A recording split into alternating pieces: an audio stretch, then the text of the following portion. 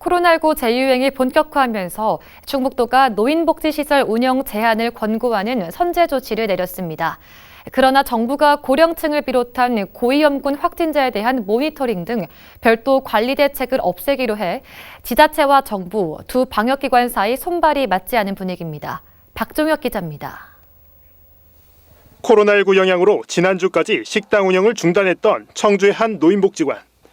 이번 주부터 식당 운영을 재개했지만 이마저도 중단될 위기를 맞았습니다. 충북도가 코로나19 재유행 대비 노인 여가복지시설의 방역을 강화하기로 하면서 이번 달부터 시설의 식사와 대면 프로그램 운영 제한을 권고했기 때문입니다.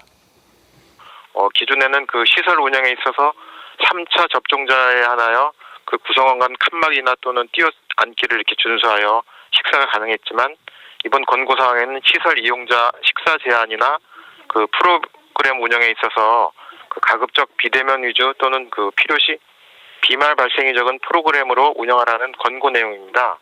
이에 석 달 전 다시 문을 연 경로당 운영도 제한될 가능성도 배제할 수 없는 상황입니다.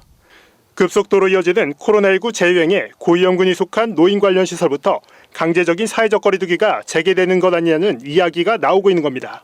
노인 양반들이 대개 이제 단칸방에 혼자 이렇게 거주하시는 분들이 많거든요. 그러니까 답답하잖아. 그런데 이제 못 오면은 집에서 그 무더위를 견뎌야 되니까 걱정해요, 지금. 그래서 다 문 닫으라고 할 소리가 어째 소식이 올 것도 같고 그래 걱정이 됐어요. 이처럼 노인복지시설에 대한 지자체 차원의 방역 조치가 강화됐지만 정부는 고령층을 비롯한 고위험군 재택치료자에 대한 비대면 건강 모니터링 제도를 폐지했습니다.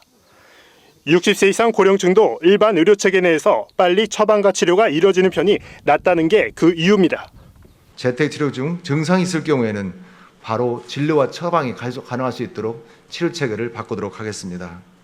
8월부터는 따로 집중관리군을 구분하지 않습니다. 바로 원스톱 진료기관을 방문하여 치료받을 수 있고 대면 진료 받을 수 있도록.